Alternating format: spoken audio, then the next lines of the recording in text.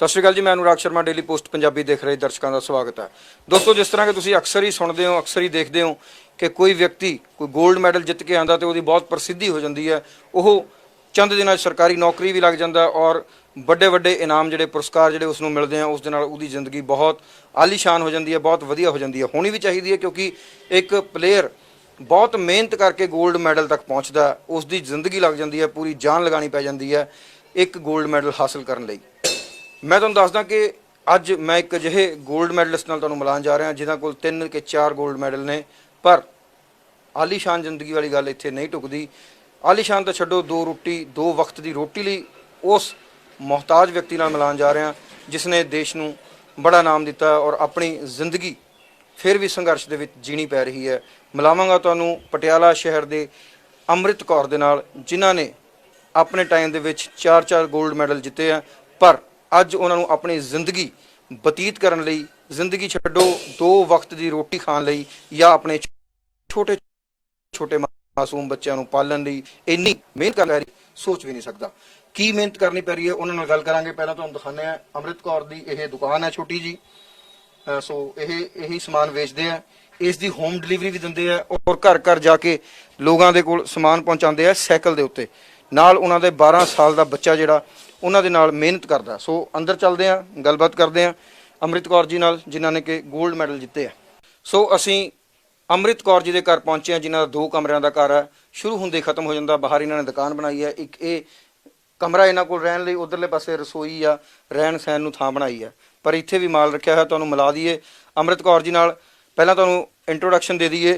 अमृत कौर जी साडे नाल मौजूद है। सत श्री अकाल जी। और उन्होंने 2 बच्चे, छोटी गुड़िया कितने साल की है?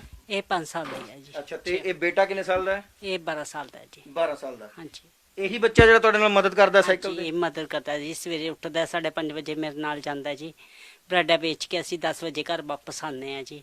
फिर मेरे नाल मार्केटिंग करन भी यही नाल जांदा है। असी हुण इस टाइम आए हैं, घर वापस आए हैं मार्केटिंग करके। सो इस बच्चे की शक्ल देख के सिर्फ प्यार ही आंदा है, क्योंकि इन्ने मासूम चेहरे, छोटे छोटे बच्चे हैं ते यह तुसी मन सकते हो कि ये बच्चा अज एक परिवार की जिम्मेवारी निभाने लई लग्या होया। 5:30 बजे सवेरे उठदा ते अपनी मम्मी दे नाल साइकिल दे उत्ते पिछे टोकरी रख के ब्रैड मक्खन मार्केट दे विच जांदा, उस तो बाद मार्केटिंग करदा। सो इन्हां दे माता जी हैं, गलबात इन्हां दे नाल करदे हैं। आपां थोड़ा बाहर आके गल करदे जी, है ना, कट कर ले। सो अमृत कौर जी, अपने बारे कुछ दसो, कदों मैडल मिले, की तुसी पढ़े हो ते किस तरह जिंदगी चल रही है? शुरुआत तो गल करांगे। मैं जी 6वीं च पढ़ती सीगी। मैं बहुत हैल्दी सीगी। मेरे डीपी टीचर सीगे रजिंदर कौर डीपी, ते उन्होंने मेरे फादर साहब नाल गल कीती कि थोड़ी बेटी बहुत हैल्दी है, काफ़ी वेट है इसका, इसनूं तुसी कोई गेम कराओ, भजाओ इसनूं थोड़ा जा कि ये थोड़ी जी तंदुरुस्त हो सके। तो मेरे फादर कहते जी असी कित्थे लाइए इसनूं, तो वो कहते तुसी इसनूं पोलो ग्राउंड भेजो जी। मैनू उन्होंने फिर शेरां वाले गेट भेजा डॉक्टर दविंदर कौर सिंह वेरकर जी के घर। उत्थे वेट लिफ्टिंग का हुंदा सीगा जी। मैनू उत्थे 3-4 कुड़ियां नूं भेजिया सी साडी क्लास विचों, जो काफ़ी हैल्दी सीगी। ते असी उत्थे जाके जी देखिया सारा। 3-4 दिन असी लगातार उत्थे जाते रहे हैं। 3 कुड़ियां ते मेरे नाल जड़ियां सीगियां, उन्हां दे घरदियां ने उन्हां नूं मना करता करन तो। ते मैनू काफ़ी शौक जागया, क्योंकि मेरे घर दे कोल भी जिम सी इत्थे नेड़े, ते असी बचपन तो ही देखते आ रहे सी कि उन्हां दे घर भी कंपीटिशन वगैरह हुंदे सीगे, ते मेरे फादर साहब मैनू नाल लैके जांदे सी। मैं शौक मैनू बचपन तो ही सीगा। मैनू उत्थे जाके ज़्यादा शौक जग पिया। मैं वेट लिफ्टिंग करनी शुरू कर दित्ती जी। मैनू सब तो पहला डंडिया ते ही सिखाई गई, स्टिक दे उत्ते मैं करनी शुरू की। मैनू 1 साल उन्होंने स्टिक दे उपर ही लाई रखिया कि तू छोटी है हजे एज दी, ते असी तैनू डायरैक्ट असी वेट ते नहीं लगा सकते कि उम्र दी छोटी है। तो मैं 1 साल स्टिक दे उत्ते ही करती रही। उस तो बाद फिर उन्होंने मैं जदों उन्होंने देखा कि 1.5 साल हो गया भी ये किते हिली नहीं, किते गई नहीं, भी ये पक्की हुण करन वाली है, तो उन्होंने फिर मैनू वेट ते चढ़ाया। फिर मैनू उन्होंने वेट लिफ्टिंग करन ला दी। ਤੇ ਜਿਹੜੇ ਕੋਚ ਸੀ ਦਵਿੰਦਰ ਸਿੰਘ ਵਿਰਕ, ਉਹ ਜਾਣਦੇ ਸੀ ਕਿ ਘਰੋਂ ਮੈਂ ਬਹੁਤ ਗਰੀਬ ਹਾਂ, ਬਹੁਤ ਜ਼ਿਆਦਾ ਗਰੀਬ ਸੀਗੀ ਮੈਂ ਉਸ ਟਾਈਮ। ਤੇ ਮੈਨੂੰ ਉਹਨਾਂ ਨੇ ਡਾਈਟ ਬੰਦ ਦਿੱਤੀ।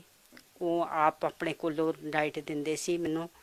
ਸਵੇਰੇ ਅਰਲੀ ਮਾਰਨਿੰਗ ਬੁਲਾ ਲੈਂਦੇ ਸੀ, ਸਾਰੀਆਂ ਕੁੜੀਆਂ ਤੋਂ ਪਹਿਲਾਂ ਬੁਲਾ ਕੇ ਉਹਨਾਂ ਨੇ ਮੈਨੂੰ ਦੁੱਧ ਜੋ ਕੁਝ ਵੀ ਦਿੱਤੀ, ਉਹਨਾਂ ਡਾਈਟ ਮੈਨੂੰ ਫੁੱਲ ਦਿੱਤੀ ਹੈ। ਡਾਈਟ ਦੇਣੀ, ਫਿਰ ਉਹਨਾਂ ਨੇ ਕਿਹਾ ਕਿ ਤੂੰ ਵੇਟ ਲਿਫਟਿੰਗ ਤੂੰ ਇੰਨਾ ਨਾਂ ਉੱਚਾ ਕਰ ਕਿ ਤੇਰੇ ਪਾਪਾ ਦਾ ਨਾਮ ਬਾਅਦ ਚੋਂ ਆਉਣਾ ਚਾਹੀਦਾ, ਤੇਰਾ ਨਾਮ ਪਹਿਲਾਂ ਆਉਣਾ ਚਾਹੀਦਾ। ਲੇਕਿਨ ਮੈਨੂੰ ਆਪਣੀ ਜ਼ਿੰਦਗੀ 'ਚ ਕੁਝ ਨਹੀਂ ਮਿਲਿਆ ਸਿਵਾਏ ਧੱਕਿਆਂ ਤੋਂ। ਮੈਰਿਜ ਵੀ ਹੋ ਗਈ 2006 ਦੇ ਵਿੱਚ। ਉਸ ਤੋਂ ਬਾਅਦ ਵੀ ਹੁਣ ਸਹੁਰੇ ਪਰਿਵਾਰ ਨੇ 9 ਮਹੀਨੇ ਪਹਿਲਾਂ ਮੈਨੂੰ ਕੱਢ ਦਿੱਤਾ, ਸੱਸ ਨੇ ਧੱਕੇ ਮਾਰ ਕੇ ਕੱਢ ਦਿੱਤਾ। ਤੇ ਮੈਨੂੰ ਕੁਝ ਵੀ ਹਾਸਲ ਨਹੀਂ ਹੋਇਆ ਜ਼ਿੰਦਗੀ 'ਚ। ਹੁਣ ਮੈਂ ਚਾਹੁੰਦੀ ਹਾਂ ਜੋ ਮੈਨੂੰ ਨਹੀਂ ਹਾਸਲ ਹੋਇਆ ਮੇਰੇ ਬੱਚਿਆਂ ਨੂੰ ਹੋਵੇ। ਮੈਂ ਆਪਣੇ ਬੱਚਿਆਂ ਨੂੰ ਪੜ੍ਹਾਉਣਾ ਲਿਖਾਉਣਾ ਚਾਹੁੰਦੀ ਹਾਂ। ਮੇਰਾ ਬੇਟਾ ਜਿਹੜਾ ਹੈ ਇੰਸਪੈਕਟਰ ਬਣਨਾ ਚਾਹੁੰਦਾ ਹੈ ਕਿ ਮੈਂ ਕਾਨੂੰਨ ਨਾਲ ਕੋਈ ਖਿਲਵਾੜ ਨਾ ਕਰੇ। ਮੈਂ ਕਾਨੂੰਨ ਨਾਲ ਚੱਲਾਂਗਾ ਮਾਂ, ਮੈਂ ਕਾਨੂੰਨ ਦਾ ਉਹ ਬਣਾਂਗਾ, ਰਖਵਾਲਾ ਬਣਾਂਗਾ। ਕੋਈ ਅੱਜ ਦਿਨ ਤੱਕ ਤੇਰੀ ਗੱਲ ਨਹੀਂ ਸੁਣਦਾ ਸਹੀ, ਮੈਂ ਲੋਕਾਂ ਦੀ ਗੱਲਾਂ, ਗਰੀਬ ਬੰਦੇ ਦੀਆਂ ਗੱਲਾਂ ਸੁਣਾਂਗਾ। ਮੈਂ ਵੀ ਉਹ ਤੇਰੀ ਜਿਵੇਂ ਤੇਰੀ ਕਿਸੇ ਨੇ ਗੱਲ ਨਹੀਂ ਸੁਣੀ ਅੱਜ ਦਿਨ ਤੱਕ, ਮੈਂ ਗੱਲਾਂ ਸੁਣਾਂਗਾ ਲੋਕਾਂ ਦੀਆਂ। ਚਲੋ ਕੋਈ ਗੱਲ ਨਹੀਂ, ਹੌਸਲਾ ਕਰੋ, ਹੌਸਲਾ ਕਰੋ। ਹਾਂ, ਅੱਖਾਂ ਸਾਫ਼ ਕਰ ਲਓ। ਆਪਾਂ ਤਸਵੀਰਾਂ ਦੇਖਦੇ ਹਾਂ ਜੀ ਇਹਨਾਂ ਦੀਆਂ, ਜਿਹੜੇ ਕਿ ਬੇਟੀ ਹੱਥ 'ਚ ਲੈ ਕੇ ਬੈਠੀ ਹੈ। ਇਹ ਵੇਟ ਲਿਫਟਿੰਗ ਕਰਦਿਆਂ ਦੀ ਤਸਵੀਰਾਂ ਤੁਸੀਂ ਆਪ ਦਿਖਾਓ ਜੀ ਕੈਮਰੇ ਤੇ ਜੀ। ਇਹ ਤੁਸੀਂ ਕਿਹੜਾ ਮੈਡਲ ਜਿੱਤ ਰਹੇ ਸੀ? ਇਹ 골ਡ ਮੈਡਲ ਜਿੱਤਿਆ ਜੀ ਸਟੇਟ ਲੈਵਲ ਤੇ। ਇਹ ਪਾਵਰ ਲਿਫਟਿੰਗ 'ਚ 골ਡ ਮੈਡਲ ਜਿੱਤਿਆ ਜੀ ਮਲੇਰਕੋਟਲੇ ਤੋਂ ਜੀ। ਇਹ ਵੀ ਮਲੇਰਕੋਟਲੇ ਦੀ ਹੈ। ਇਹਦੇ ਵਿੱਚ ਮੈਂ ਇਹ ਵੀ ਮਲੇਰਕੋਟਲੇ ਦੀ ਹੈ ਜੀ। ਇਹ ਪਟਿਆਲੇ ਦੀ ਹੈ ਜੀ। ਮੈਂ 3rd ਪੋਜੀਸ਼ਨ ਤੇ ਆਈ ਹਾਂ। ਇਹ ਵੇਟ ਲਿਫਟਿੰਗ ਦੀ ਹੈ ਜੀ। ਅੱਛਾ, ਇਹ ਤੁਸੀਂ ਹੋ? ਹਾਂਜੀ, ਇਹ ਮੈਂ ਹਾਂ ਜੀ। ਸਿੱਧੀ ਕਰ ਲਓ ਜੀ ਇਸ ਤਰ੍ਹਾਂ। ਇਸ ਤੋਂ ਬਾਅਦ ਇਹ ਤੁਹਾਡੀ ਹੈ? ਇਹ ਮੇਰੀ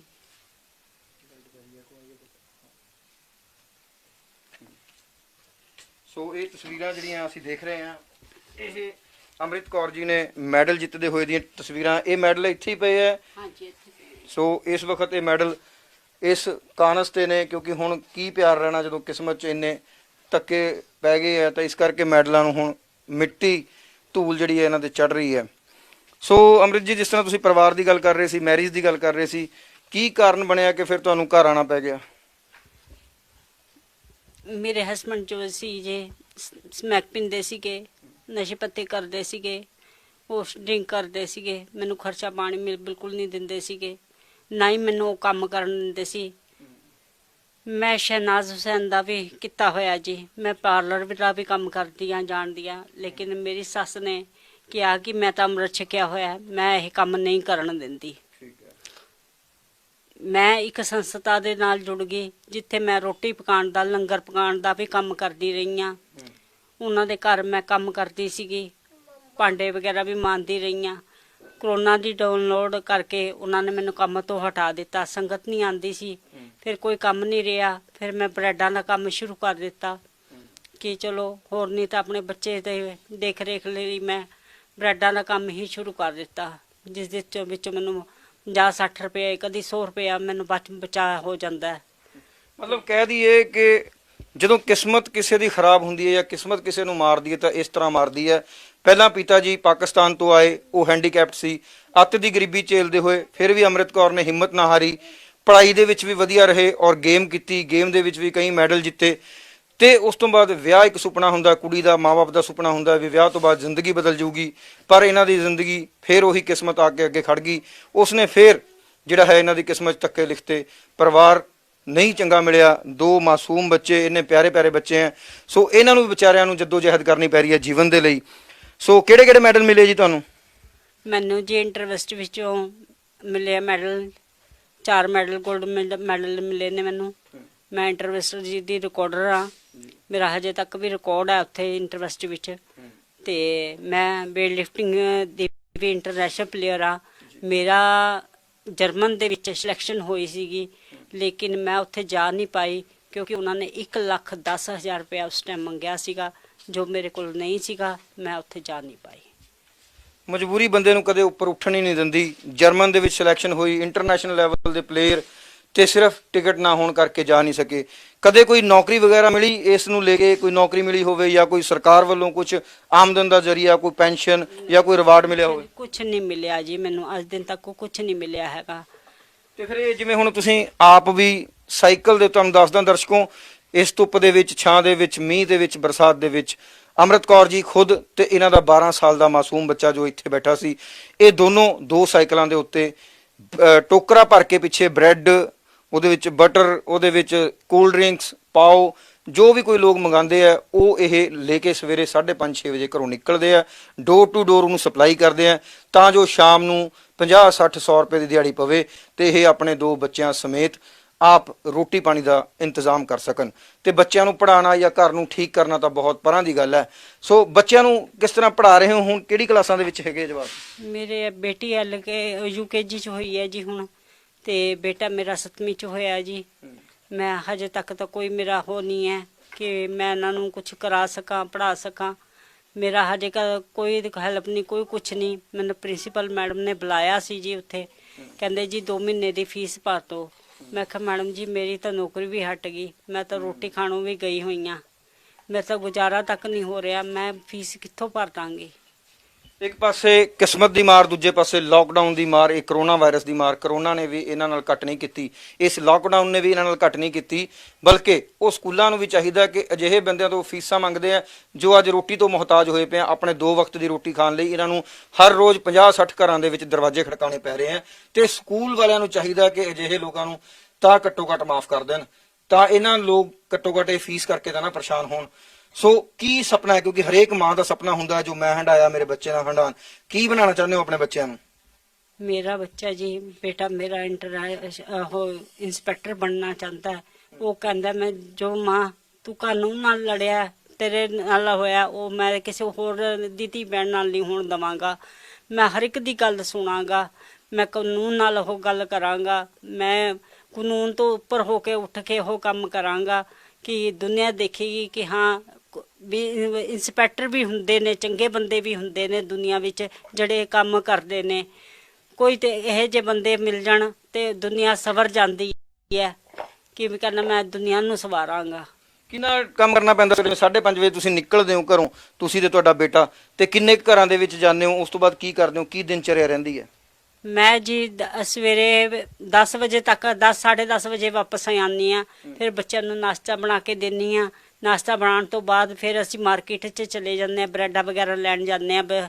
ਮਾਰਕੀਟਿੰਗ ਕਰਕੇ ਆਈਦਾ, ਫਿਰ ਬਰੈਡਾਂ ਵਗੈਰਾ ਨੂੰ ਕਰੇਟਾ 'ਚ ਸੈੱਟ ਕਰਕੇ ਲਾਉਣਾ ਹੁੰਦਾ। ਫਿਰ ਅਗਲੇ ਦਿਨ ਸਵੇਰੇ ਵੀ ਨਿਕਲਣਾ ਹੁੰਦਾ ਅਸੀਂ।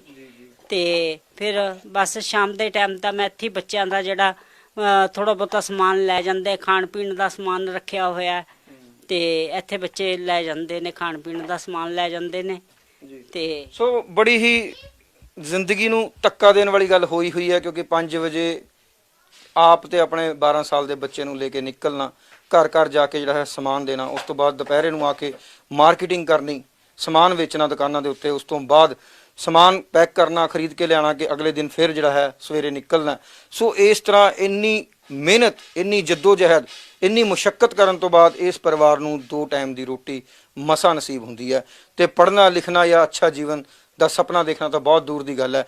ਸੋ ਇਸ ਤਰ੍ਹਾਂ ਦੇ ਜਿਹੜੇ 골ਡ ਮੈਡਲਿਸਟ ਨੇ, ਜਿਹੜੇ ਪਲੇਅਰ ਨੇ, ਉਹ ਕਿਸ ਦੇ ਅੱਗੇ ਆਪਣਾ ਹਾਲ ਸੁਣਾਉਣ, ਕਿਸ ਨੂੰ ਆਪਣਾ ਦੁੱਖੜਾ ਦੱਸਣ, ਕਿਉਂਕਿ ਇਹਨਾਂ ਦੀ ਤਾਂ ਕਿਸੇ ਪਾਸੇ ਕੋਈ ਵਾਹ ਨਹੀਂ ਚੱਲ ਰਹੀ। ਸੋ ਇਹ ਜਿਹੜੀ ਮਿਹਨਤ ਕਰ ਰਹੇ ਆ, ਅੱਜ ਹਰੇਕ ਨੂੰ ਜ਼ਰੂਰਤ ਹੈ ਕਿ ਇਹਨਾਂ ਦੀ ਮਦਦ ਕਰਨ। ਗੁਰਸਿੱਖ ਫੈਮਿਲੀ ਹੈ, ਤੁਸੀਂ ਦੇਖੋਗੇ ਇਹਨਾਂ ਨੇ ਬਿਊਟੀ ਪਾਰਲਰ ਦਾ ਕੋਰਸ ਕੀਤਾ ਹੋਇਆ, ਪਰ ਇਸ ਕਰਕੇ ਕੰਮ ਨਹੀਂ ਕਰ ਰਹੇ ਕਿਉਂਕਿ ਅੰਮ੍ਰਿਤ ਛਕਿਆ ਹੋਇਆ, ਤੇ ਇਹਨਾਂ ਦੇ ਘਰਦਿਆਂ ਨੇ ਵੀ ਇਹਨਾਂ ਨੂੰ ਮਨਾ ਕੀਤਾ, ਤੇ ਖੁਦ ਵੀ ਇਹਨਾਂ ਨੂੰ ਲੱਗਿਆ ਕਿ ਅੰਮ੍ਰਿਤ ਛਕਣ ਤੋਂ ਬਾਅਦ ਜਿਹੜਾ ਹੈ ਬਿਊਟੀ ਪਾਰਲਰ ਦਾ ਕੰਮ ਨਹੀਂ ਕਰਨਾ ਚਾਹੀਦਾ। ਇਸੇ ਕਰਕੇ ਨਹੀਂ ਕਰਦੇ ਸੀ ਬਿਊਟੀ ਪਾਰਲਰ ਦਾ ਕੰਮ। ਹਾਂਜੀ, ਹੁਣ ਤਾਂ ਮੈਂ ਅੰਮ੍ਰਿਤ ਮੈਂ ਖੁਦ ਵੀ ਛਕ ਲਿਆ, ਕਿਉਂਕਿ ਮੈਂ ਜਿਸ ਸੰਸਥਾ 'ਚ ਲੱਗੀ ਹੋਈ ਸੀ ਕਿ ਕੰਮ, ਉੱਥੇ ਲੰਗਰ ਦਾ ਹੀ ਕੰਮ ਚੱਲਦਾ ਸੀ। ਉਹਨਾਂ ਨੇ ਮੈਨੂੰ ਉੱਥੇ ਅੰਮ੍ਰਿਤ ਛਕਾ ਕੇ ਹੀ ਉਹਨਾਂ ਨੂੰ ਹੀ ਰੱਖਦੇ ਨੇ ਜਿਹੜੇ ਅੰਮ੍ਰਿਤ ਛਕਦੇ ਨੇ, ਕਿ ਉਹਨਾਂ ਨੇ ਤਾਂ ਹੀ ਲੰਗਰ ਤੇ ਰੱਖ ਰੱਖਿਆ ਸੀ ਕਿ ਮੈਂ ਤੁਸੀਂ ਪਹਿਲਾਂ ਅੰਮ੍ਰਿਤ ਛਕੋਗੇ ਤਾਂ ਰੱਖਾਂਗੇ ਜੀ। ਸੋ ਬੜੀਆਂ ਸੰਸਥਾਵਾਂ ਨੇ ਜੀ, ਬੜੀ ਸਰਕਾਰ ਦੀਆਂ ਸਕੀਮਾਂ ਨੇ, ਸੋ ਇਹਨਾਂ ਲੋਕਾਂ ਵੱਲ ਵੀ ਦੇਖਿਆ ਜਾਵੇ ਜਿਨ੍ਹਾਂ ਨੂੰ ਅਸਲ ਜ਼ਰੂਰਤ ਹੈ ਮਦਦ ਦੀ, ਕਿਉਂਕਿ ਅੱਜ ਇਹਨਾਂ ਦੇ ਪਰਿਵਾਰ ਨੂੰ ਇਸ ਮਾਸੂਮ ਨੂੰ ਪੜ੍ਹਾਈ ਦੀ ਜ਼ਰੂਰਤ ਹੈ। ਉਹ 12 ਸਾਲਾ ਬੱਚੇ ਦੀ ਉਮਰ ਨਹੀਂ ਹੈ ਕਿ ਸਾਈਕਲ ਦੇ ਉੱਤੇ ਉਹ ਬ੍ਰੈਡਾਂ ਦਾ ਕਰੇਟ ਪਿੱਛੇ ਰੱਖ ਕੇ ਥਾਂ ਥਾਂ ਤੇ ਧੱਕੇ ਖਾਵੇ। ਕਿੱਥੇ ਗਈ ਉਹ ਸਰਕਾਰਾਂ ਜਿਹੜੀਆਂ ਗੱਲ ਕਰਦੀਆਂ ਕਿ ਬਾਲ ਮਜ਼ਦੂਰੀ ਨਹੀਂ ਹੋਣੀ ਚਾਹੀਦੀ?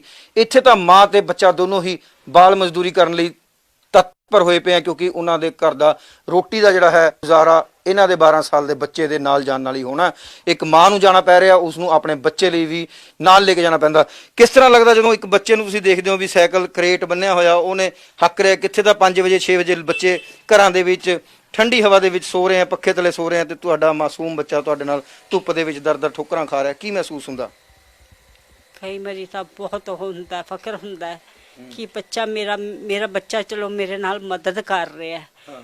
ਦੁਨੀਆ 'ਚ ਕਿਤੇ ਵੀ ਕਿਸੇ ਕਿਸਮ ਦੀ ਵੀ ਦਿੱਕਤ ਪਰੇਸ਼ਾਨੀ ਆਏਗੀ, ਮੇਰਾ ਬੱਚਾ ਕਦੀ ਵੀ ਮਾਰ ਨਹੀਂ ਖਾਏਗਾ। ਬਿਲਕੁਲ ਇਹ ਮਾਂ ਨੂੰ ਫਖਰ ਹੁੰਦਾ ਹੈ ਕਿ ਮੇਰਾ ਬੱਚਾ ਅੱਜ ਮੇਰੇ ਨਾਲ ਹੈ, ਅੱਜ ਸਿੱਖ ਰਿਹਾ ਹੈ ਦੁਨੀਆ 'ਚ ਕਿ ਇੰਨੀ ਛੋਟੀ ਉਮਰ ਵਿੱਚ ਮੈਂ ਆਪਣੀ ਮਾਂ ਨਾਲ ਮਦਦ ਕਰ ਰਿਹਾ।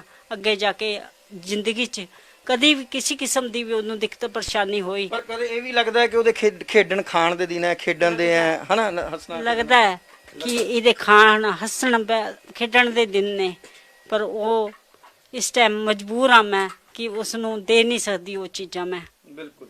ਸੋ ਇਹ ਤਾਂ ਮਾਂ ਹੈ, ਮਾਂ ਦਾ ਜਿਗਰਾ ਤੁਹਾਨੂੰ ਪਤਾ ਹੈ ਕਿ ਆਪਣਾ ਕਾਲਜਾ ਕੱਢ ਕੇ ਵੀ ਆਪਣੇ ਬੱਚੇ ਨੂੰ ਦੇ ਦਿੰਦੀ ਹੈ, ਪਰ ਇੱਥੇ ਇਹ ਮਜਬੂਰ ਨੇ ਕਿਉਂਕਿ ਦੋਨੋਂ ਹੀ ਰਲ ਕੇ ਜੇਕਰ ਕੰਮ ਕਰਨਗੇ ਤਾਂ 150 ਦੀ ਦਿਹਾੜੀ ਬਣਦੀ ਹੈ ਤੇ ਤਾਂ ਰੋਟੀ ਚੱਲਦੀ ਹੈ।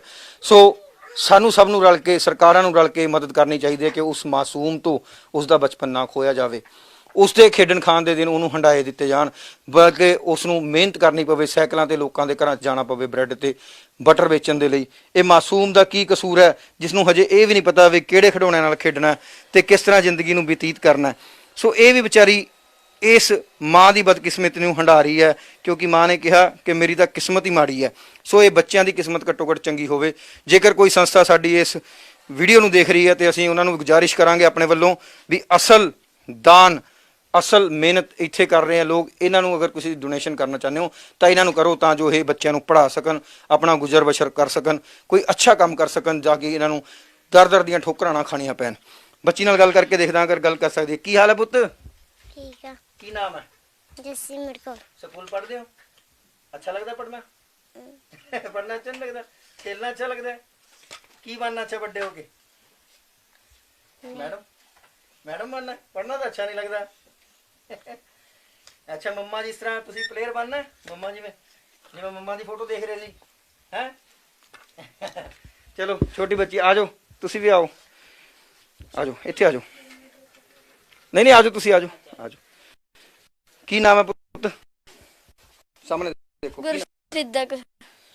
ਗੁਰਸਿੱਧਕ ਸਿੰਘ, ਸਰਦਾਰ ਬੰਦਾ ਜੀ। ਦੇਖੋ ਆਪਣੀ ਮੰਮੀ ਦੇ ਨਾਲ ਸਵੇਰੇ ਨਿਕਲਦਾ ਤੇ ਮਦਦ ਕਰਕੇ ਆਪਣਾ ਘਰ ਪਰਿਵਾਰ ਚੱਲ ਰਿਹਾ। ਇਸਨੇ ਕਿਸੇ ਅੱਗੇ ਹੱਥ ਅੱਡਣਾ ਮਨਜ਼ੂਰ ਨਹੀਂ ਕੀਤਾ, ਬਲਕਿ ਆਪਣੀ ਮਿਹਨਤ ਦੇ ਨਾਲ ਆਪਣਾ ਪਰਿਵਾਰ ਚਲਾਉਂਦੀ ਹੈ। ਇਸ 'ਚ ਹਿੰਮਤ ਹੈ, ਇਸ ਤਾਕਤ ਹੈ। ਸੋ ਇਦਾਂ ਹੀ ਕਹਿੰਦੇ ਕਿ ਸਿੰਘ ਇਜ਼ ਕਿੰਗ। ਸੋ ਕੀ ਕੰਮ ਕਰਦਾ ਸਵੇਰੇ ਉੱਠ ਕੇ? ਫਿਰ ਉੱਠ ਕੇ ਬ੍ਰੈਡਾਂ ਸੈੱਟ ਕਰਕੇ ਫਿਰ ਉਹਦੇ 'ਚ ਲਗਾ ਕੇ ਫਿਰ ਥੱਲੇ ਟੰਗ ਕੇ ਫਿਰ ਜਾਂਦੇ ਆ। ਜਾਂਦੇ ਹੋ? ਕਿੰਨਾ ਕੁ ਟਾਈਮ ਲੱਗ ਜਾਂਦਾ? 3-4 ਘੰਟੇ ਲੱਗ ਜਾਂਦੇ ਆ। ਹਰ ਰੋਜ਼ ਜਾਂਦੇ ਹੋ? ਹਾਂਜੀ। ਕਿਹੜੀ ਕਲਾਸ 'ਚ ਪੜ੍ਹਦੇ ਹੋ? 7th। ਅੱਛਾ, ਵੱਡੇ ਹੋ ਕੇ ਕੀ ਬਣਨਾ? ਪੁਲਿਸ ਬਣਨਾ? ਫਿਰ ਥੋੜਾ ਤਕੜਾ ਹੋਣਾ ਪਊਗਾ। ਹਜੇ ਤਾਂ ਤੂੰ ਕਮਜ਼ੋਰ ਲੱਗਦਾ ਮੈਨੂੰ, 12 ਸਾਲ ਦਾ ਹੋ ਗਿਆ ਤੇ ਇੰਨੀ ਸਿਹਤ ਤੇਰੀ ਇੰਨੀ ਤਕੜੀ ਨਹੀਂ ਹੈਗੀ। ਚਲੋ ਗੁਰਸਿੱਧਕ ਸਿੰਘ ਹੈ ਜੀ, ਵੱਡਾ ਹੋ ਕੇ ਪੁਲਿਸ ਅਫਸਰ ਬਣਨਾ ਚਾਹੁੰਦਾ, ਪਰ ਪੁਲਿਸ ਅਫਸਰ ਤਾਂ ਬਣੂਗਾ ਜੇ ਚੰਗੀ ਤਰ੍ਹਾਂ ਪੜ੍ਹ ਸਕੂਗਾ, ਕਿਉਂਕਿ 7ਵੀਂ ਜਮਾਤ 'ਚ ਪੜ੍ਹਨ ਵਾਲੇ ਬੱਚੇ ਨੂੰ ਪੜ੍ਹਾਈ ਚਾਹੀਦੀ ਹੈ, ਟਿਊਸ਼ਨਸ ਚਾਹੀਦੀਆਂ, ਵਧੀਆ ਕਲਾਸਾਂ ਚਾਹੀਦੀਆਂ, ਵਧੀਆ ਕਿਤਾਬਾਂ ਚਾਹੀਦੀਆਂ, ਵਧੀਆ ਵਰਦੀ ਚਾਹੀਦੀ ਹੈ ਔਰ ਵਧੀਆ ਡਾਈਟ ਚਾਹੀਦੀ ਹੈ। ਪਰ ਇਹ ਕੀ ਕਰ ਰਿਹਾ? ਸਵੇਰੇ 5 ਵਜੇ ਉੱਠ ਕੇ ਪੜ੍ਹਨ ਦੀ ਥਾਂ ਸਾਈਕਲ ਤੇ ਟੋਕਰਾ ਢੋ ਕੇ ਇਹ ਦਰ ਜਾ ਰਿਹਾ ਸਮਾਨ ਵੇਚਣ ਲਈ, ਕਿਉਂਕਿ ਇਸਨੇ ਆਪਣਾ ਪਰਿਵਾਰ ਚਲਾਉਣਾ, ਆਪਣਾ ਘਰ ਦਾ ਜਿਹੜਾ ਹੈ ਰਾਸ਼ਨ ਪਾਣਾ। ਸੋ ਬੜੀ ਵੱਡੀ ਗੱਲ ਹੈ ਔਰ ਜ਼ਿੰਮੇਵਾਰੀ ਸਾਰੇ ਸਮਾਜ ਦੀ ਬਣਦੀ ਹੈ ਕਿ ਇਹਨਾਂ ਬੱਚਿਆਂ ਦੇ ਸੁਪਨਿਆਂ ਨੂੰ ਪੂਰਾ ਕਰਨ ਦੇ ਲਈ ਆਈਏ ਇਸ ਹਵਨ ਦੇ ਵਿੱਚ, ਕਿਉਂਕਿ ਬੜੀ ਵੱਡੀ ਸੰਘਰਸ਼ ਦੀ ਦਾਸਤਾਨ ਹੈ ਜੋ ਭੈਣ ਅੰਮ੍ਰਿਤ ਕੌਰ ਹੰਢਾ ਰਹੇ ਹੈ ਔਰ ਇਹ ਇਸ ਤਰ੍ਹਾਂ ਜਿਹੜਾ ਹੈ ਮਿਹਨਤ ਕਰਕੇ ਆਪਣਾ ਪਰਿਵਾਰ ਚਲਾ ਰਹੇ। ਸੋ ਤੁਸੀਂ ਦੇਖੋਗੇ ਕਿ ਬੱਚਿਆਂ ਦੀ ਆਪਣੀ ਖੇਡ ਹੁੰਦੀ ਹੈ। ਸੋ ਪਰ ਮੈਂ ਗੱਲ ਕਰਦਾ ਆਪਣੀ ਜ਼ਿੰਮੇਵਾਰੀ ਨਿਭਾ ਰਹੇ ਹਾਂ, ਕਿਉਂਕਿ ਇਹਨਾਂ ਨੇ ਪਰਿਵਾਰ ਚਲਾਉਣਾ ਹੈ ਤੇ ਪੇਟ ਦੀ ਅੱਗ ਤੇ ਬੰਦੇ ਦੀ ਮਜਬੂਰੀ ਬੰਦੇ ਤੋਂ ਬਹੁਤ ਕੁਝ ਕਰਾ ਦਿੰਦੀ ਹੈ। ਸੋ ਇਹ 12 ਸਾਲਾਂ ਦਾ ਨੌਜਵਾਨ ਹੀ ਕਹਾਂਗਾ ਮੈਂ, ਕਿਉਂਕਿ ਜਿਹੜਾ ਪਰਿਵਾਰ ਚਲਾ ਰਿਹਾ ਆਪਣਾ। ਸੋ ਇਹ 12 ਸਾਲਾਂ ਦਾ ਬੱਚਾ ਅੱਜ ਪਰਿਵਾਰ ਦੀ ਜ਼ਿੰਮੇਵਾਰੀ ਨਿਭਾ ਰਿਹਾ। ਸੋ ਜਿਹੜੀਆਂ ਵੀ ਸੰਸਥਾਵਾਂ ਕਿਸੇ ਦੀ ਮਦਦ ਕਰਨ ਦੀ ਗੱਲ ਕਰਦੀਆਂ ਜਾਂ ਮਦਦ ਕਰਦੀਆਂ, ਉਹਨਾਂ ਅੱਗੇ ਗੁਜ਼ਾਰਿਸ਼ ਹੈ, ਜੇਕਰ ਮਦਦ ਕਰਨਾ ਚਾਹੁੰਦੇ ਹੋ ਤਾਂ ਉਸ ਥਾਂ ਤੇ ਕਰੋ ਜਿੱਥੇ ਉਸ ਮਦਦ ਦੀ ਜ਼ਰੂਰਤ ਹੋਵੇ, ਨਾ ਕਿ ਉਸ ਥਾਂ ਤੇ ਕਰੋ ਜਿੱਥੇ ਪਹਿਲਾਂ ਹੀ ਢੇਰ ਲੱਗੇ ਹੋਏ ਨੇ। ਸੋ ਮਦਦ ਇਹਨਾਂ ਦੀ ਕਰੋ, ਇਹਨਾਂ ਦੀ ਪੜ੍ਹਾਈ ਲਿਖਾਈ 'ਚ ਮਦਦ ਕਰੋ, ਇਹਨਾਂ ਦੇ ਪਰਿਵਾਰ 'ਚ ਮਦਦ ਕਰੋ, ਜਾਂ ਫਿਰ ਇਹਨਾਂ ਨੂੰ ਕੋਈ ਸਥਾਈ ਕੰਮ ਮਿਲ ਜਾਵੇ ਜਾ ਕੇ ਇਹ ਬਾਹਰ ਭਟਕਣ ਨਾਲੋਂ ਆਪਣੇ ਘਰ ਬੈਠ ਕੇ ਗੁਜ਼ਾਰਾ ਕਰ ਸਕਣ। ਕੈਮਰਾ ਪਰਸਨ ਲਵਿਸ਼ ਦੇ ਨਾਲ ਅਨੁਰਾਗ ਸ਼ਰਮਾ, ਡੇਲੀ ਪੋਸਟ ਪੰਜਾਬੀ ਲਈ, ਪਟਿਆਲਾ ਤੋਂ। ਸਤਿ ਸ਼੍ਰੀ ਅਕਾਲ। ਜੇ ਤੁਸੀਂ ਕੈਨੇਡਾ ਸਟੂਡੈਂਟ ਵੀਜ਼ੇ ਤੇ ਜਾਣਾ ਚਾਹੁੰਦੇ ਹੋ ਪਰ ਆਇਲਸ ਵਿੱਚ ਓਵਰਆਲ ਤਾਂ 6 ਆ ਗਏ, ਇੱਕ ਵਿੱਚ 5.5 ਬੈਂਡ ਕਰਕੇ ਡਰਦੇ ਹੋ, ਜਾਂ ਕੈਨੇਡਾ ਦਾ ਸਟੂਡੈਂਟ ਵੀਜ਼ਾ ਰਿਫਿਊਜ਼ ਕਰਵਾ ਬੈਠੇ ਹੋ, ਜਾਂ ਸਟੱਡੀ ਗੈਪ ਜ਼ਿਆਦਾ ਹੋਣ ਕਰਕੇ ਸੋਚਦੇ ਹੋ ਕਿ ਕਿਤੇ ਰਿਫਿਊਜ਼ਲ ਨਾ ਆ ਜਾਵੇ, ਤੇ ਅੱਜ ਹੀ ਪਿਰਾਮਿਡ ਈ ਸਰਵਿਸਿਜ਼ ਨੂੰ ਮਿਲੋ ਔਰ ਕੈਨੇਡਾ ਜਾਣ ਦੇ ਆਪਣੇ ਸੁਪਨੇ ਨੂੰ ਸਾਕਾਰ ਕਰੋ।